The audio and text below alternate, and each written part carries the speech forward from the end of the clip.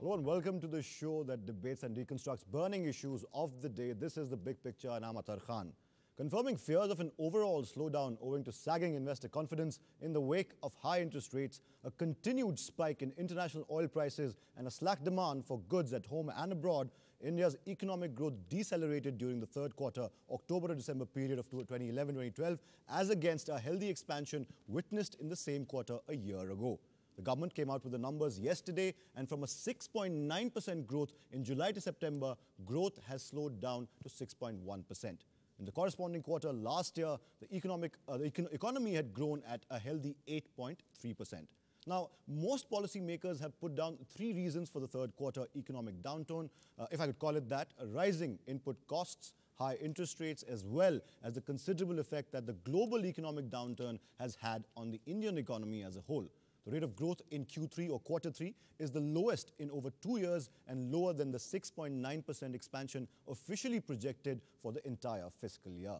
The sectors that have been marked as primarily responsible for the sharp slide in growth year on year are manufacturing, mining and agriculture. These figures come at a time when Finance Minister Pranab Mukherjee is expected to announce on March 16th a slew of measures in the budget for 2012-13 to check the declining trend and put the economy back on the high growth trajectory. The Reserve Bank of India, RBI, is also expected to do its bit by tweaking key policy rates during the mid-quarter monetary review slated for March the 15th. Tonight on The Big Picture, we will try and understand the reasons behind the deceleration and whether this is cause enough for alarm bells to ring. The budget is almost upon us, so we will explore the options that Finance Minister Pranab Mukherjee has to inject some life into the economy. And helping me to deconstruct the scenario, my eminent panel tonight includes Santosh Mehrotra, Director General of the Institute of Applied Manpower Research, currently also doing some invaluable work for the Planning Commission. To my extreme left is T.K. Bhaumik, former economic advisor to ASSOCHAM, and I also welcome back to the program once again Krishna Kumar, who teaches economics in Delhi University. Also joining us in a bit will be Vinay Pandey, senior editor at the Economic Times. If I could go straight to Vinay Pandey first. Vinay, if you could hear me. Now, the disappointingly slow economic growth rate of 6.1% in the third quarter has people worried, especially in India Inc. In fact, Anand Mahindra, one of the luminaries of India Inc., tweeted nonetheless, saying that this is more than a wake-up call. It's a strident alarm bell warning us of imminent relegation to the ranks of a global B-team economies. Do you think that's a fair criticism or fair concern? Are we being too harsh? So I think, the concerns are valid, but what we have to realize is that, the government had already come out with a full year estimate of 6.9% growth, and which had factored in a slowdown in the third quarter. So if you see for the first 9 months, the economy has expanded 6.9%. So total. So in that sense, though this is disappointing, what we need to understand is that looking forward, and most analysts also saying that this third quarter may have been the bottom, and things may start to look up from here onwards. So instead of getting too pessimistic about what has happened, what we need to see is that there are some pointers which are pointing towards the rebound going ahead, and there's a need to build on that. Right. So Vinay, stay with us. I'll come back to you in just a second. Mr. Mehrotra, if I could ask you this, is India Inc. overreacting, or should we really hit DEFCON 5, as they call it in the US? Is that time for it now? Well, it's understandable that India Inc. is reacting the way it is because it's trying to send out a message to the finance minister just as he's preparing the budget. And clearly, we're not doing as well as we were hoping we were. However, I think we have to take a slightly medium-term view of this. The fact remains that compared to Europe, which is growing at 1.5% per annum, we are still going to be growing 7% this year. So it's not that bad news. And our population growth rate is down sharply, so that still amounts to something like 5.5% per capita. You see, we are obviously at the downturn of a business cycle.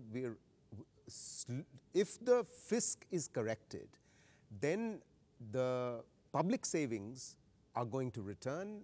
Household savings are fairly robust.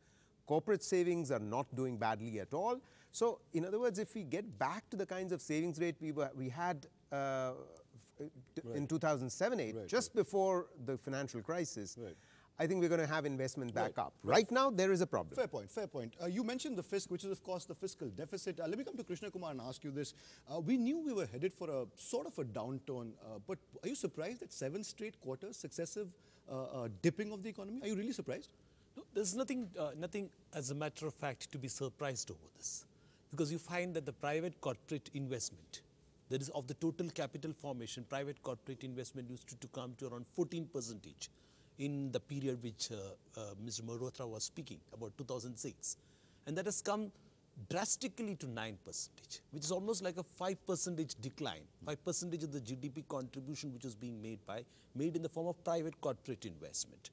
And if you take these unfavorable parameters which are coming, or unfavorable environment which is actually showing up now after the US recessionary tendency, you are basically having yet another round of problems showing up in European Union, high levels of unemployment in all of these countries, that is United States, European Union as well as Japan, because you should remember that this 15 trillion plus 15 trillion US and European Union market is a big market for different commodities of ours, exports of ours. So on the export front, again, we end up having a very serious problem. We end up having now, the statistics recently show that around 3.6% current account deficit is what we are actually hitting at. This is somewhat of a scary figure, because this is more than the 3% pre-1990-91 sort of current account deficit. So I do not think that this is a time for us to be mute spectators, and if at all the Indian incorporate is basically expressing surprise, it is to send a proper signal to the finance minister that it should supplement a public infrastructure. So you do agree with Mr. Malhotra at some point. Let me come to Mr. Bhaumik very quickly, briefly, sir.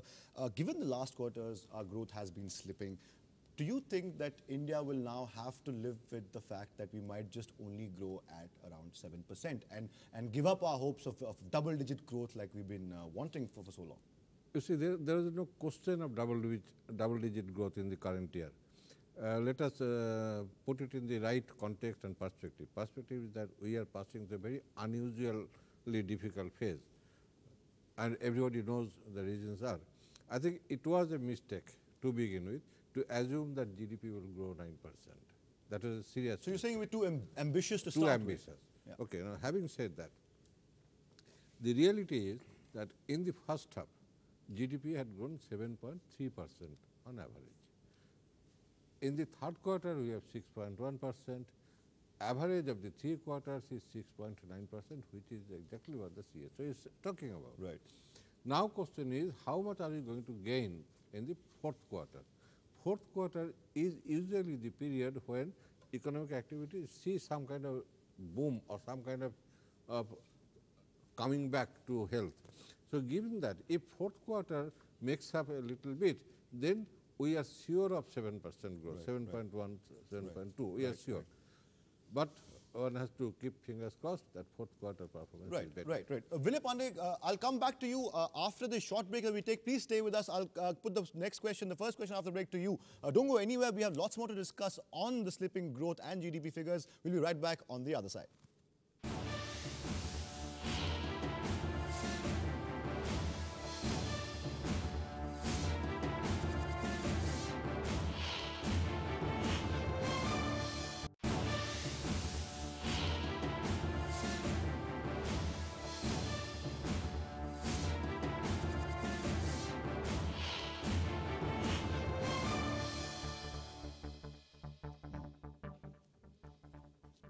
Welcome back. You're still with The Big Picture. Vinay Pandey is still with us, senior editor at the Economic Times. Let me ask you this, Vinay. The governor of the RBI, D. Subba Rao, gives an interview to the Wall Street Journal, and he says that India isn't really structured to grow in the high single digits at this point. I think that interview was last week. Now, if the governor of the Reserve Bank thinks high growth like the one we saw pre-2008 recession time is unlikely, then isn't 7% and thereabouts what India is really destined for, if I could use that word?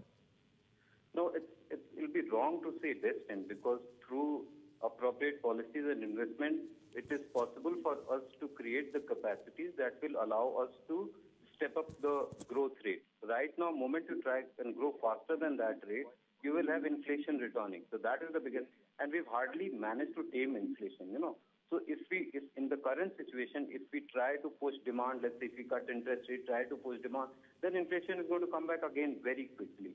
So that is why he's saying in the short term. So obviously, if we did the right type of investment in capacity creation, in improving efficiencies of the economy, then we could step up this rate from 7% to higher to 8% to 9%. Right. So in the short term, there is a problem. Right. Vinay, before you go, I'll ask you one more question. I'll come back to my studio guests. Rate cut in the offing. High interest rates have been factored in as one of the reasons why India's growth is slipping. Do you see a rate cut in the offing? That is on everyone's mind, isn't it? It is very unlikely in the March 15 review because RBI has said that it will look at signs of fiscal consolidation before it eases policy rate. It will also look at more signs of inflation moderating. So just a day before the budget, I don't think RBI will cut the rate. They will wait for the signals from the government. So most likely it will happen in the April review and not the March. Right. Thank you, Vinay Pandey. We know you have to go. Thank you so much for joining us. Mr. Mehrotra, you heard what Vinay had to say. How do you see that rate cut issue playing out? Vinay thinks this is not going to happen on March the 15th. Well, the sense we get is that the Reserve Bank governor is going to actually reduce the CRR. So that will release a certain amount of liquidity into the market. And he's probably right as far as the rate cut is concerned. However, I'm not one of those who's in agreement with the RBI governor on this for the simple reason that after all, rates have been rising, and yet at the same time inflation has not been impacted. So it's not. I mean, if the argument is that the reason why rates have been rising is because we are trying to control inflation, well, inflation is not being impacted. Inflation is not impacted because it's essentially a cost-push inflation. It's a supply-driven, in other words, there are supply bottlenecks. That's what's driving inflation. That's interesting that you mentioned that. We'll talk about supply bottlenecks, but I think you want to say something on that. Exactly, because if there is price of commodities basically being transmitted from the rest of the world, to what extent can the Reserve Bank, actually in the case of oil prices, if there's going to be an increase with respect to oil prices, to what extent is this rate interest hikes going to basically suppress the level of inflation within the country? And number two, to what extent can rate cuts alone turn out to be a solution? Because under the current specific dispensation in which we are, specific period in which we are, there is no substitute to proper public infrastructure upscaling from the part of government. Because this is a particular period, a particular conjuncture where even heavyweights in the Indian incorporate, like say Reliance Industries, is sitting over large, huge cash reserves with no investment being infused into the economy. This is such sort of a situation where we're almost having huge liquidity in the corporate sector. Not that they do not have liquidity with them, but that they're not ready to infuse capital into the system. Right. So the government has to enter into is what also I feel. First you and then I'll go to Mr. Bhavani. You see, corporates might be sitting on cash, but corporates are not the only ones who invest in the economy. The point is that investment rates are down from 38% just before the financial crisis to about 31, 32%. That's not what's going to get our growth rate back up. So, I mean, one of the factors behind the input costs having risen is not just oil, it's rates. And therefore, it's absolutely critical to cut rates if we are going to get investment back up. The only thing that increases growth rates is investment. So if they've got, the small and medium enterprises are not investing, they are short of cash. Right, right. Mr. Bhaumik, you heard what the panelists have to say. Yeah. What's your take on this? I represent industry, okay? Let me be very frank about it. And having said that, I will say that I am not expecting any rate cut. Why? Because inflationary expectations are still very, very But India high. would like to see a rate cut as well. That is okay. Yeah. But that is not going to help. Okay. Cost is going to increase in any way, not just because of interest rate. What is the percentage of interest charges in the total cost of production? Not even 5%. You can check on that figure. So I will not bet that high on that thing. What is important is to facilitate availability of liquidity, more liquidity. Okay. Now one may have to have a special consideration for the small, medium or not so large ones. They are the most vulnerable, I agree with him. But then that rate cut is not really the answer. Answer is the input cost. What do I do about the input costs? There are process industries where input costs are as high as 60, 65, 70%. Input costs are going up. meaning commodity prices are going up. And that is where the danger lies. Right. Commodity prices are going up. Right. And how do you check that? Right, right. Interesting point that you make. Let me come to Mr. Mehrotra and ask you this. The finance minister has been saying time and again that the reason why inflation is up, the reason why our growth is suffering is because we suffer from supply side bottlenecks to try and control inflation. Why haven't we been able to actually address those issues for such a long time? What are these bottlenecks and constraints on the supply side, and why can't we overcome them? Well, one of the biggest constraints on the supply side is agricultural output. And unfortunately, investment in agriculture, while having increased during the 11th five-year plan, it's still not still sufficient such that the yield gains that can happen are happening. A major reason why yield gains are not happening is because while there are certain areas in our country where yields are very good and are comparable to international, nearly comparable to sort of international standards, they are not being replicated elsewhere. Part of the reason for that is the right policies in agriculture in those other areas are not in place.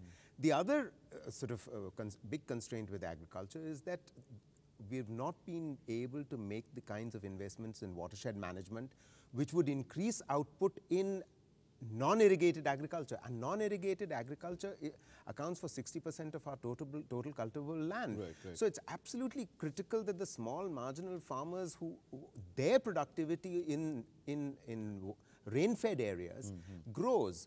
And for that you need watershed management. So these kinds of things which actually will help to reduce the supply bottleneck in the agricultural sphere. Right. And that will bring, that will reduce food inflation, and it will also reduce the upward push on wage goods, meaning cost push inflation, which is driving wages. Now, if you want to drive wages down, the only way you're going to do it is by reducing wage good prices. We have to take a break. You see, let us accept the fact that our agriculture is in a very, very critical state.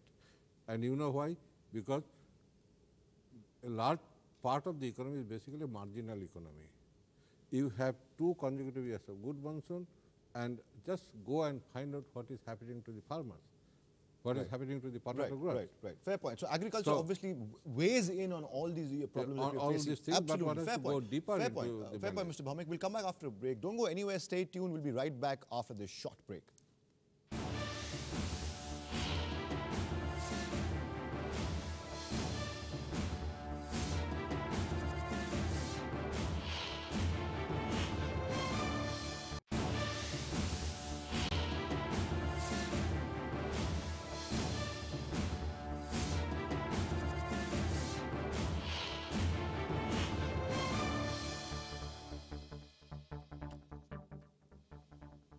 Welcome back. You're still with The Big Picture, and we're discussing the GDP numbers that came out yesterday. Krishna Kumar, let me come straight to you and ask you this. The finance minister has an enormous task ahead of the budget, not just preparing the budget and keeping all these factors in mind, but also he'll have to see what an impact the subsidy bill has on not just the slowing down of the economy, but the deficit as well.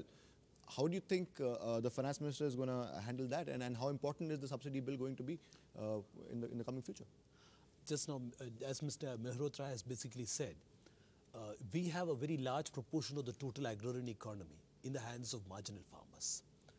And whether the subsidy bill is a problem or not is one issue. But whether subsidies, if it is going to have a negative impact, if you're basically going to withdraw subsidies and that's going to further tilt to the terms of trade against agriculture, and particularly amidst the marginal farmers, when certain other concerted efforts ought to be supplemented along with the retention of at least a good part of subsidies, because in our agricultural regime, without subsidies, the moment you withdraw subsidy and at the same time you do not have supplementary public or rural infrastructure in rural areas, it might actually compound the situation with respect to food price inflation, which could actually push up the costs of production in the manufacturing sector or in the urban areas. So there are links between these two sectors. One is that how effectively can we utilize the flagship program of the government, like say the NREGA scheme. How can that be utilized towards enhancing productivity by the construction of small infrastructural initiatives in the lands of marginal farms. I think the government should seriously give concerted efforts not to supplement or not to substitute the subsidy with rural infrastructure upscaling, but in fact to supplement it with rural infrastructure fair upscaling, point. which could actually give some sort of a boom to the rural economy and create a demand fillip for the rest of the economy. Mr. Bhaumik, if I could ask you this, where do you see growth going from here on? And we've had 7 successive quarters, financial quarters, that have the growth has completely gone down, slipped, maybe dipped sometimes, it has gone down. But do you see that trend continuing in the next fiscal that's coming, or do you see a change there? I think what we should take note of is that the services sector is still giving 9.5, little more than that. It's the only shining light in the otherwise dark scenario. In spite of the world economic crisis. So what we should pay more attention to is the manufacturing sector. We must revive manufacturing sector, and it's a absolutely seamless situation that our manufacturing is just hardly 15% of GDP. We have a national manufacturing policy in place, but how long are we going to take that put into implementation and make things work? But where do you see growth going now? Growth is going to, if you ask me particularly for the next fiscal, I will say about 7.2. Right. That's a fair assessment. Let me give the last word of the show to Mr. Mehrotra. From a purely economic perspective, leaving the politics aside of it, how crucial is it for the government to take a stand and bite the bullet on potentially unpopular decisions like, say, deregulation of petroleum products and the subsidy bill? How crucial is it going to be? I don't think we have enough time to go into very specific issues, but there's no question that the reform agenda has to be put back on track. If without the reform agenda being put back on track, it would not appear to India Inc. that the government is in control, that there is not decision paralysis. It's absolutely critical for that reason for confidence to be restored, because it's certainly worrying that there's more foreign direct investment flowing out of India than coming into India. In other words, essentially, there's less investment, there's not a lot of investment taking place, and that can only return if we have a return of confidence, and the return of confidence can come only with the resumption of reforms. Right. And with the elections gone, hopefully that will in fact happen. I'm reasonably confident, in fact, that the resumption of reforms. In fact, you answered my question before I could ask you this. We'll have to end there tonight on the big picture. Of course, lots of key takeaways today. The first one, of course, Krishna Kumar thinks that public infrastructure upscaling is direly needed so that our economy has a shot at going back on track. The reform agenda, of course, needs to be put back on track so that it dispels any illusions that the government is in policy paralysis mode. Thank you so much for joining us on the big picture tonight. Until we come back with another edition of the big picture, good night, goodbye, and thanks for watching.